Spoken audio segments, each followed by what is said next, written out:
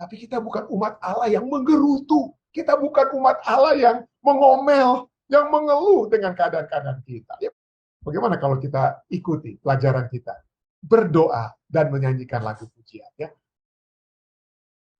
Menurut Anda, pertanyaan bagi kita semua.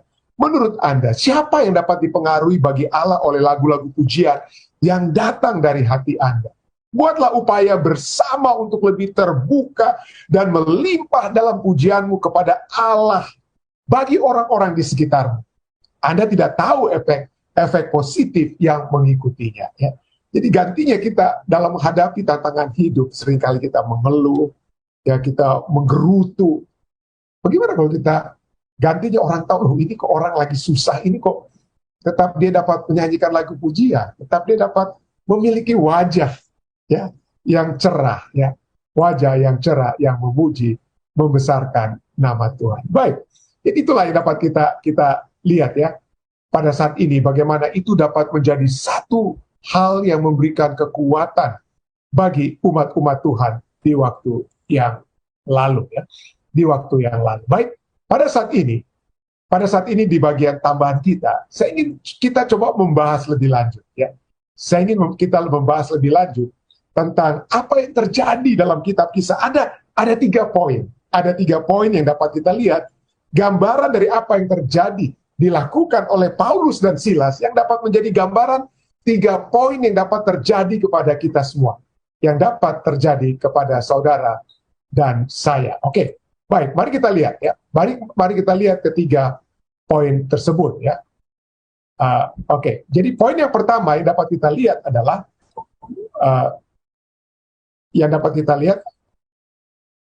yang pertama adalah bahwa semua umat-umat Tuhan yang setia ya adalah umat-umat Tuhan yang tidak bisa terelak daripada penderitaan. Umat-umat Allah yang menderita. Nah, kita lihat ya. Ketika ya Kisah pasal 16 berbicara tentang adanya seorang perempuan ya, wanita muda yang kerasukan setan, dan dia digunakan oleh tuan-tuannya itu untuk apa? Untuk menjadi alat untuk mendapatkan keuangan. Digunakan sebagai alat bisnis. Ya, digunakan sebagai alat bisnis oleh orang-orang oleh tuan-tuan daripada wanita tersebut. Tapi wanita kemudian ini dia kerasukan setan, tetapi cukup aneh, dia pada saat dia melihat Paulus, Silas, Timotius, dan Lukas yang penulis kitab Kisah, dia seperti seakan-akan dikatakan, ini dia umat-umat Tuhan, inilah jalan keselamatan, ini ada pada mereka. Tapi lama-kelamaan wanita ini gantinya orang-orang mendengarkan perkabaran yang dibawakan oleh Paulus, mereka terganggu karena wanita ini teriak-teriak, sepertinya seakan-akan teriakannya itu adalah hal-hal yang baik yang dia katakan. Oh, dengarkan, ini jalan keselamatan, ini ada melalui Paulus dan Silas. Tapi kemudian Paulus dan Silas, Paulus kemudian ini nggak benar lagi itu dengan kata lain. Jadi dalam Kisah 16 ayat 17-18 kita ketahui bagaimana Rasul Paulus mengusir setan yang merasuki wanita tersebut. Dan akhirnya wanita itu tidak lagi kerasukan setan, tapi pada saat dia tidak kerasukan setan, dia tidak menguntungkan tuan-tuan yang telah menggunakan dia untuk apa ya, menjadi saluran medium, saluran untuk membawa orang-orang mendengarkan suara-suara setan. Jadi itulah sebabnya mereka marah. Dan Kisah 16 ayat 19-20 berkata, Kisah 16 ayat 19-21 katakan, ketika tuan-tuan perempuan itu melihat bahwa harapan mereka akan mendapat penghasilan itu lenyap, maka mereka menangkap Paulus dan Silas lalu menyeret mereka ke pasar untuk menghadap para penguasa. Dan setelah mereka membawa keduanya menghadap pembesar-pembesar kota itu, berkatalah mereka kepadanya, orang-orang ini mengacau kota ini karena mereka orang Yahudi. Ya. Jadi coba kita lihat, mereka tidak berbicara tentang apa? Tentang apa isu yang sebenarnya. Mereka tidak berbicara penghasilan mereka yang lenyap, keadaan ekonomi mereka yang hilang oleh sebab perempuan yang mereka gunakan untuk kerasukan setan itu tidak lagi bekerja untuk mereka. Jadi gantinya mereka berfokus pada isu yang sesungguhnya, itu masalah ekonomi yang mereka yang terganggu. Mereka berbicara sekarang tentang ini ras yang orang ini apa? Ini orang Yahudi, ya dikatakan ini. Jadi orang-orang ini mengacau kota kita ini karena mereka orang Yahudi. Wah, itu yang rupanya menjadi isu yang lebih hebat yang akan menjadi isu yang lebih kena kepada penguasa-penguasa yang mungkin kurang senang juga sama orang-orang ini ya. Kenapa dalam bisnis mereka kok bisnisnya itu menggunakan setan-setan. Jadi mungkin penguasa-penguasa itu kesal. Tapi sekarang mereka mengalihkan fokus itu bukan kepada apa? Bukan lagi kepada bisnis yang mungkin penguasa itu tidak setuju, tetapi sekarang mereka alihkan pada ini orang Yahudi dan kita itu orang Roma. Ini mereka katakan. Ya, orang-orang ini mengacau kota kita karena mereka orang Yahudi dan mereka mengajarkan adat istiadat yang mereka bawakan itu keyahudian mereka, adat istiadat Yahudi. Yang kita sebagai orang Romawi, orang Rum, tidak boleh menerimanya atau tidak boleh menurutinya. Inilah saudara ya, seringkali ini masalahnya isu utama itu adalah mereka kehilangan pekerjaan mereka. Mereka kehilangan pekerjaan, tapi gantinya fokus kepada isu tersebut. Mereka sekarang fokus kepada isu rasisme mereka ya, isu rasisme mereka. Tapi inilah ya, masalah ekonomi menjadi masalah rasisme. Orang Yahudi ini orang superior, orang-orang inferior. Kita ini orang Romawi, kita orang apa? Kita orang superior. Dan inilah ya, kalau kita lihat pada saat ada masalah-masalah di komunitas, di sosial, masalah-masalah yang sehubungan dengan ekonomi yang sedang menurun, masalah adanya perperangan dan lain sebagainya, atau masalah adanya seperti penyakit, ya, maka yang sering kena, ujung-ujungnya yang sering kena itu adalah apa ya? Minoritas, saudara ya. Yang ujung-ujungnya yang sering kali kena itu adalah kaum apa? Minoritas. Ini bukan hanya di Amerika, saya percaya di seluruh dunia. Nanti kita akan lihat ya. Rasisme terhadap orang Asian Amerika itu dalam sejarah Amerika itu bukan hanya terjadi sebab adanya pandemik saat ini. Oh, karena pandemik itu dimulaikan dari Wuhan, maka orang-orang bilang, waduh, orang-orang Asia Amerika itu menjadi sasaran di Amerika ini ya. Kita sudah bukan rahasia umum lagi itu ya. Jadi itulah sebabnya di sini dikatakan yang seperti di Amerika ini, historical sejarah-sejarah anti-Asian racism has been fiercest during times of economic downturn, war, and disease. Jadi masalah rasisme terhadap orang-orang Asia di Amerika, Asian American itu lebih hebat itu terjadi pada saat adanya masalah ekonomi yang menurun, adanya peperangan atau masalah penyakit. Masalah penyakit. Dan ini terjadi di mana? Di mana saja, saudara, bukan hanya di Amerika. Di sejarah, misalnya di Jerman. Pada saat ekonomi Jerman menurun di Perang Dunia Kedua, dari Perang Dunia Pertama, Perang Dunia Kedua, apa yang akibatnya? Orang-orang Yahudi yang kena batunya kan? Orang-orang Yahudi kena batunya. Dan kalau kita melihat sejarah-sejarah peperangan antara suku yang ada di Indonesia sekalipun, terus terang itu mula-mula karena masalah ekonomi. Mungkin orang lokal merasa, aduh, ekonomi ini kok para pendatang ini yang kecil ini kok mereka ini lebih berkuasa dari kita dan lain sebagainya. Jadi akibatnya apa? Itulah kena kepada apa? Bukan gantinya masalah ekonomi, menjadi masalah apa? Rasisme yang kena ya, menjadi masalah rasisme yang kena. Tapi itulah ya. Jadi itulah. Jadi akibatnya orang-orang yang ini menjadi apa? Menjadi menderita. Yang minoritas orang-orang Yahudi yang inferior ini menderita. Ya, mereka menjadi dibawalah Rasul Paulus dan dikoyakkanlah pakaian dari tubuh mereka, lalu mereka didera, dicambuk, dan cambukannya itu seperti biasa. Rasul Paulus dalam 2 Korintus katakan bagaimana dia didera 39 kali, 40 kurang 1, hampir mati dan berkali-kali ya, dan kemudian itu dilemparkan ke dalam penjara, dan kepala penjara diperintahkan untuk menjaga mereka dengan apa? Sungguh-sungguh, dan kaki mereka pun harus apa? Kaki mereka harus dipasung. Nah, inilah kenapa rasisme ini menjadi peran penting juga di sini ya, dalam kisah 16 ini. Kenapa hanya Paulus dan Silas yang dimasukkan penjara, dicambuk? Tentu saja mereka tidak dihukum mati seperti biasanya. Kenapa? Karena Paulus dan Silas itu warga negara Romawi, tetapi keyahudian mereka itu, walaupun seperti orang Asian Amerika, banyak Asian Amerika itu mungkin sudah warga negara Amerika, tetapi penampilan mereka, penampilan kita orang Asia Amerika itu ya kita sudah ketahui kita orang Asian Amerika, jadi kita tidak bisa sembunyi. Tapi kenapa Timotius yang bersama-sama dengan Paulus dan Silas dan juga Lukas, si penulis kitab kisah, ya, penulis kitab kisah para rasul itu adalah Lukas yang juga menulis kitab Lukas. Kenapa mereka tidak masuk dalam penjara? Kenapa? Karena mereka itu, walaupun ibu Timotius, ibu daripada Lukas itu orang Yahudi, tetapi mereka itu blasteran. Ayah mereka itu adalah orang Yunani. Ayah mereka orang Yunani, Timotius dan Lukas, ayah mereka itu orang Yunani, nama mereka nama Yunani juga, yang lebih jelas ya. Dan blasteran mereka, penampilan mereka itu adalah penampilan orang bule, mereka lain ya. Bukan orang Timur Tengah seperti Paulus dan Silas, maka mereka tidak masuk dalam apa? Dalam penjara, tidak menderitalah mereka. Tetapi Paulus dan Silas yang perawakan mereka, Anda bisa membaca bagaimana kisah berbicara perawakan Paulus itu, perawakan orang Yahudi walaupun warga negara ya. Jadi itulah, mereka tidak dianiaya seperti Rasul Paulus dan Silas. Nah pertanyaan, jadi kenapa saya bawakan ini? Mungkin kita tidak berpikir, wah pendeta kita puji Tuhan, kita tidak seperti mengalami penderitaan seperti Paulus dan Silas, tapi dalam banyak hal. Dimanapun kita berada, suku apa kita berada, pada saat kita pindah ke tempat di mana kita dalam minoritas, mungkin di situ kita mengalami apa ya? Tantangan-tantangan kehidupan, aniaya-aniaya.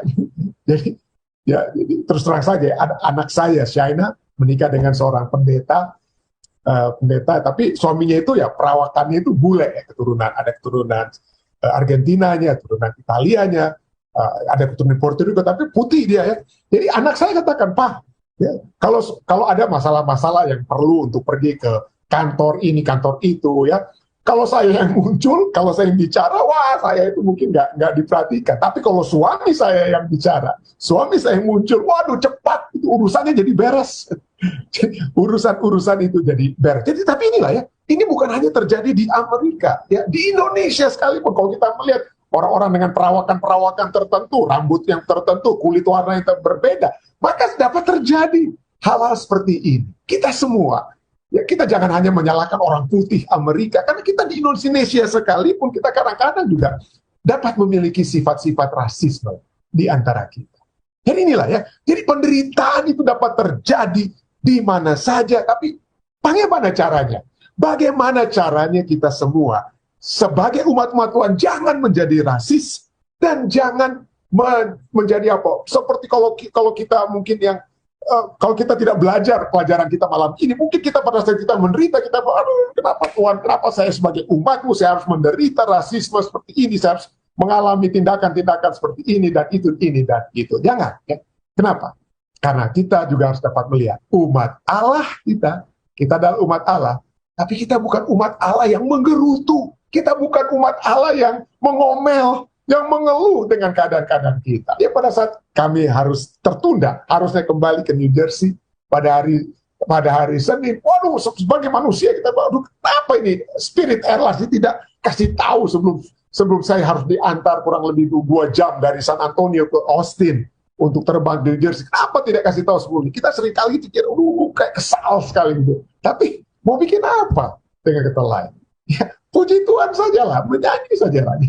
Apa yang dapat kita buat? Kalau kita bisa merubah, yang dapat saya rubah bukan cuaca, yang saya dapat rubah bukan keputusan daripada agen Spirit Airlines yang tidak bisa bernegosiasi, tapi mungkin saya dapat merubah sikap saya pada saat saya menerima kabar itu. Apakah saya langsung marah begitu, atau bagaimana kalau kita ikuti pelajaran kita, berdoa dan menyanyikan lagu pujian ya. Pada saat setelah mereka dianiaya, kira-kira tengah malam, Kisah 16 ayat 25-26 katakan, kira-kira tengah malam Paulus dan Silas berdoa dan menyanyikan puji-pujian kepada Allah, dan orang-orang hukuman lain mendengarkan mereka. Akan tetapi terjadilah gempa bumi yang hebat, sehingga sendi-sendi penjara itu goyah, dan seketika itu juga terbukalah semua pintu. Tapi inilah, kalau gempa bumi yang hebat, yang hanya terjadi segi alamiah, mungkin hanya apa? Pintu yang terbuka. Tapi ini bukan hanya gempa bumi yang memang mungkin orang pikir itu adalah natural phenomena. Itu adalah tindakan alami yang terjadi sebab gempa bumi. Tapi ini yang lebih hebat lagi, supernaturalnya adalah belenggu mereka. Kalau saya gempa bumi lalu pintu terbuka, oke, kita mengerti. Tapi kalau belenggu yang mengikat tangan dan kaki saya terbuka, itu bukan lagi usaha gempa bumi yang biasa, tapi itu adalah usaha Tuhan, saudara ya. Tapi Tuhan dapat menggunakan pada saat yang bersamaan gempa bumi untuk membuka pintu-pintu itu terbuka, Tapi pada saat yang bersama, lebih daripada sekedar pintu yang terbuka, belenggu-belenggu yang mengikat tangan mereka juga apa? Juga terbuka. Belenggu-belenggu tersebut juga terbuka. Dan itulah ya, poinnya adalah bahwa ketika kita ada dalam masalah yang kita tidak dapat rubahkan, kita tidak bisa bikin apa-apa kalau orang menganiaya kita. Kita tidak bisa bikin apa-apa kalau orang membuat kejahatan kepada kita. Ya. Balas dendam. Waduh. Tapi ketika bagaimana kalau kita bernyanyi? Seperti Efesus 5 ayat 19 katakan ya. Dan berkata-katalah seorang kepada yang lain dalam mazmur, kidung, puji-pujian, dan nyanyian rohani. Bernyanyi dan bersoraklah bagi Tuhan dengan segenap apa? Dengan segenap hati. Seringkali kita bernyanyi kalau kita keluar dari masalah. Tentu saja setelah kita masuk dalam kerajaan surga, kita menyanyikan lagu anak domba. Seperti ketika orang Israel keluar dari masalah pada saat mereka apa? Keluar daripada kejaran tentara Firaun. Keluar dari masalah, mereka menyanyi. Tetapi kita bukan menyanyi, bukan hanya setelah kita keluar. Tetapi supaya kita apa? Berbahagia. Seperti William James katakan ya, I don't sing, saya tidak menyanyi because I'm happy. Saya tidak menyanyi karena saya sedang berbahagia. Tetapi saya berbahagia karena saya menyanyi. Jadi kalau saudara tidak berbahagia, menyanyilah. Menyanyilah supaya kita apa? Supaya kita berbahagia. Menyanyilah supaya kita berbahagia. Ada satu lagu yang bagus sekali ya. Saya ingin mengajak Anda Google ya. Bukan Google, tapi Anda pergi ke YouTube. Lalu Anda dengarkan, saya ajak, ini lagu bagus sekali. Kata-katanya juga bagus sekali. Though you slay me. Itu jadi judulnya. Tolong Anda, setelah mungkin acara ini, saya bukan sedang promosi, saya bukan influencer supaya lebih banyak penyanyi dari Shane dan Shane ini dapat mendapat lebih banyak. Saya tidak dapat uang apa-apa dengan mempromosikan lagu mereka, tidak ya. Tapi judulnya adalah Though you slay me. Walaupun engkau membunuh aku, ya. Membunuh aku ya, dinyanyikan oleh Shane dan Shane. Ini satu lagu yang yang dituliskan berdasarkan Ayub 13 ayat 15. Bahasa Inggrisnya katakan, though he slay me, yet I will trust him. Ya, bahasa Indonesianya, kalau saya sudah pernah bahas ini ya, dalam Indonesia terjemahan baru, lihatlah ia hendak membunuh aku. Tidak ada harapan bagiku, itu dalam Alkitab bahasa Indonesia. Tapi Alkitab bahasa Inggris tidak semua ya. Tapi Alkitab bahasa Inggris, New King James Version, though he slay me, walaupun ia membunuh aku, namun aku tetap percaya kepadanya. Ya, sedikit berbeda dengan Indonesia terjemahan baru. Tetapi puji Tuhan ada bahasa Indonesia masa kini. Bahasa Indonesia masa kini katakan dalam Ayub 13 ayat 15, bahasa Indonesia masa kini, jika Allah hendak membunuhku, aku berserah saja. Atau walaupun Allah hendak membunuhku, aku berserah saja. Jadi inilah lagunya ya. Jadi though he slay me, ya. Though he slay me, walaupun engkau membunuh aku, namun aku ingin memuji engkau. Walaupun engkau mengambil dariku, aku tetap akan memberkati namamu. Walaupun engkau menghancurkan aku, namun aku tetap ingin berbakti kepadamu. Menyanyikan satu lagu. Aku ingin menyanyikan satu lagu kepada Dia yang adalah satu-satunya aku ingini. Nah, ini adalah lagu yang ditulis oleh Shane pada saat dia berada di rumah sakit, saat perawat dokter memanggil dia dan saudara laki-lakinya untuk mendapatkan satu kabar bahwa ayah mereka yang sedang terbaring sakit akan segera menghembuskan nafas terakhir, dan mereka melihat kematian ayah mereka. Mendengarkan kematian ayah. Dan pada saat itulah dalam kegelapan yang mereka telah berdoa supaya ayahnya mendapatkan kesembuhan. Mereka berdoa supaya mereka memiliki kesempatan untuk dapat kembali berbicara dengan ayah mereka. Tapi doa mereka tidak dijawab. Mereka harus melihat ayah yang meninggal. Dan pada saat itulah mereka teringat Ayub 13 tadi. Walaupun engkau membunuh aku, tapi aku mau memuji, membesarkan nama. Kenapa? Karena bagi penulis lagu ini, ya Shane, ya, dia katakan bahwa yang aku rindukan tentu saja ayahnya. Tapi lebih daripada ayahnya, dia merindukan satu-satunya yang dia butuhkan, yaitu Allah. Yaitu Allah kita. ya. Dan lagu ini ada yang berkomentar terhadap lagu ini, misalnya Krista Bruning, ya. Dia memberikan satu pernyataan, satu statement, ya. Dikatakan, aku kehilangan suami saya pada tahun 2017 yang lalu, ya. Saya adalah seorang janda berusia 39 tahun, tapi bukan itu saja. Anak-anak kami tidak lagi memiliki seorang ayah. Anak-anak yang berusia 12 tahun, 8 tahun, dan 7 tahun. Tetapi aku ingin, ya, but I will not look to what is it. Tetapi aku tidak ingin melihat sesuatu yang aku lihat. Aku ingin melihat sesuatu yang tidak aku lihat. Artinya, aku hanya ingin berfokus kepada Yesus. Kami tidak akan kecil hati. Kami tidak akan kecil hati. Tetapi kami akan menjangkau. We are reaching as many lost soul to plant as many seeds in their heart as possible. Walaupun kehilangan seorang ayah, walaupun anak-anak kami kehilangan ayah mereka, tapi kami tetap ingin menjangkau jiwa-jiwa, ya, yang semakin banyak yang dapat kami jaga. Kami ingin memuji, membesarkan nama Tuhan. Walaupun dikatakan, walaupun dibunuh, tapi aku ingin tetap apa? Aku tetap ingin percaya. Lihatlah, ia hendak membunuh aku.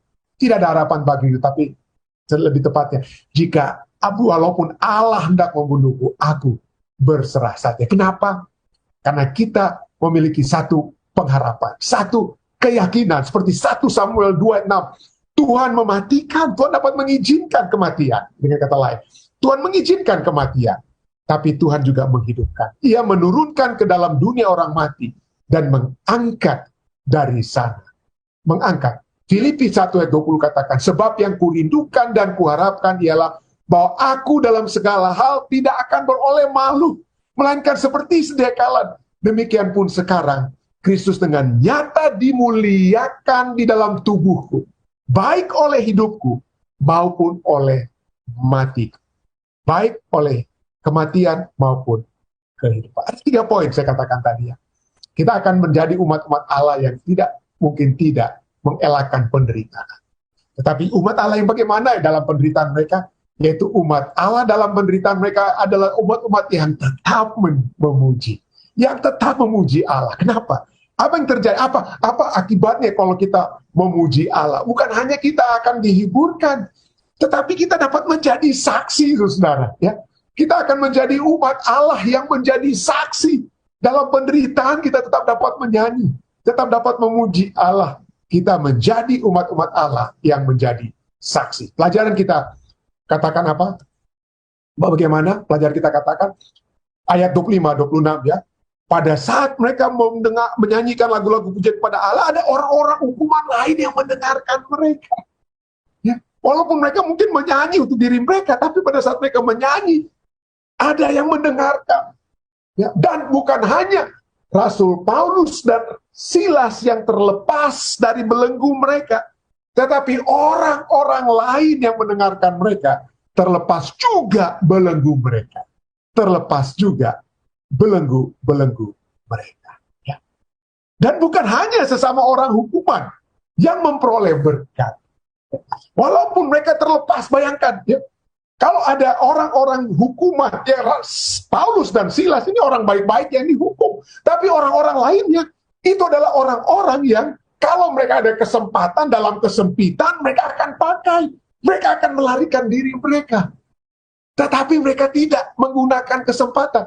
Hanya dengan melihat apa yang dilakukan oleh Paulus dan Silas mungkin dalam beberapa jam saja, orang-orang hukuman lain jadi bertobat. Mereka tidak langsung menggunakan kesempatan dalam kesempitan untuk lari. Mereka tetap berdiam di dalam penjara. Mereka tetap memiliki kerinduan untuk mendengarkan lebih lanjut dari apa yang dapat dikatakan, disaksikan, dilakukan oleh Paulus dan Silas di dalam penjara. Dan itulah sebabnya bukan hanya sesama orang hukuman yang diberkati. Setelah pemimpin penjara, kepala penjara, sipir, melihat hal itu, melihat Paulus dan Silas tidak lari, melihat orang-orang yang jahat yang lainnya yang biasanya akan menggunakan kesempatan dalam kesempitan untuk lari, tidak juga lari, maka kepala penjara ini, ya, yang terjaga dari penjaga, dikatakan ayat 27-32, kepala penjaga itu juga terjaga dari tidurnya, melihat pintu-pintu terbuka, dia menghunus pedangnya hendak membunuh diri karena ia menyangka bahwa orang-orang hukuman itu telah melarikan diri. Nah, kenapa dia hendak membunuh diri? Karena kalau Anda baca Kisah pasal 12, dikatakan hukuman bagi penjara, kepala penjara yang kehilangan orang-orang hukuman mati. Daripada dia dihukum mati, dia lebih baik dia apa? Mati lebih dahulu, dengan kata lainnya. Jadi dia siap untuk membunuh diri karena memang dia harus mati kalau ada yang melarikan diri. Tetapi ayat 28, Paulus berseru,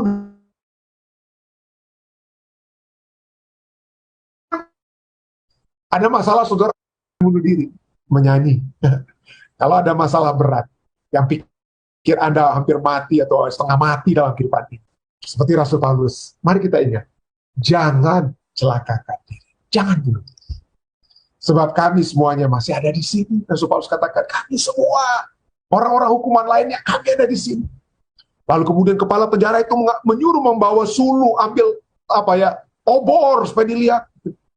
Ya, obor untuk melihat apa benar ini. Semuanya ada di situ. Diambil obor, dia lihat satu-satu. Lalu kemudian dia berlari masuk dan dengan gemetar tersungkurlah ia di depan Paulus dan Silas. Lalu ia mengantar mereka keluar sambil berkata, Tuan, apakah yang harus aku perbuat supaya aku selamat? Wah, begitu cepat dia ingin apa ya? Tentu saja ya.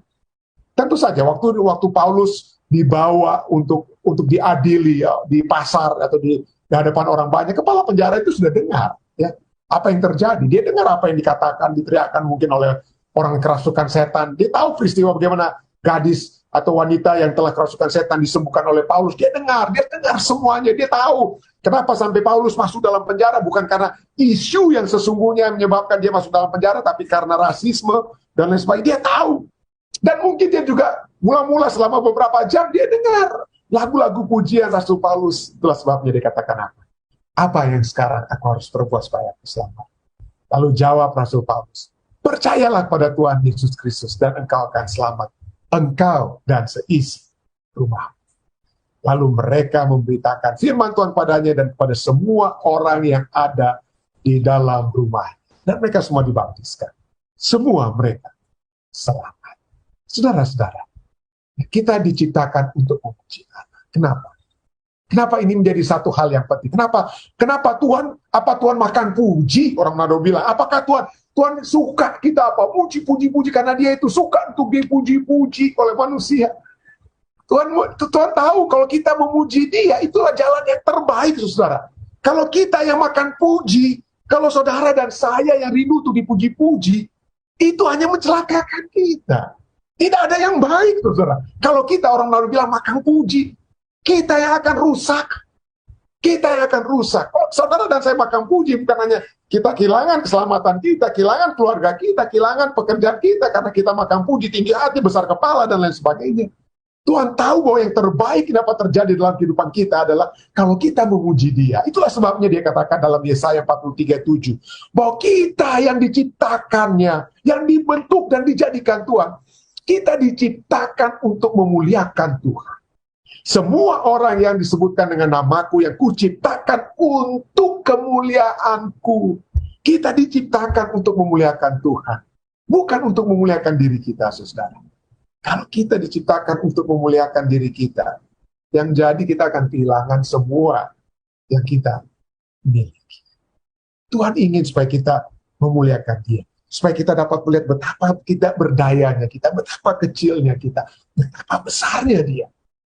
Dan pada saat kita memuliakan Tuhan, pada saat kita dalam penderitaan, kita memuji membesarkan namanya. Bukan hanya kita memperoleh kelepasan dari penderitaan kita, bukan berarti kita mungkin bebas dari penjara, tapi minimal dari apa? Masalah mental kita dalam penderitaan kita. Coba, dalam masalah penderitaan apapun Anda miliki saat ini, coba nyanyi-nyanyi pujian, lagu-lagu pujian. Maka Anda akan dipakai. Firman Tuhan cukup jelas. Pemazmur berbicara tentang nyanyikanlah lagu-lagu pujian. Muliakanlah Tuhan. Masuklah ke dalam pelataran Tuhan dengan lagu-lagu pujian. Karena itulah sumber kekuatan kita di tengah penderitaan. Ya, saudara dan saya pasti menderita. Saudara dan saya itu dimintakan dalam penderitaan untuk memuji. Memuji Tuhan. Supaya kita terangkat dari penderitaan kita. Supaya beban-beban penderitaan kita itu diangkat. Dan kita diminta untuk memuji Tuhan. supaya dengan pujian tersebut kita dapat menjadi saksi bagi orang lain. Dan dengan demikian, pada saat kita menjadi saksi bagi orang lain, maka kita menyaksikan Tuhan. Dan oleh sebab itulah kita memenuhi tujuan saudara dan saya diciptakan. Kita diciptakan untuk memuliakan Tuhan. Saya bawa ini dalam nama Yesus.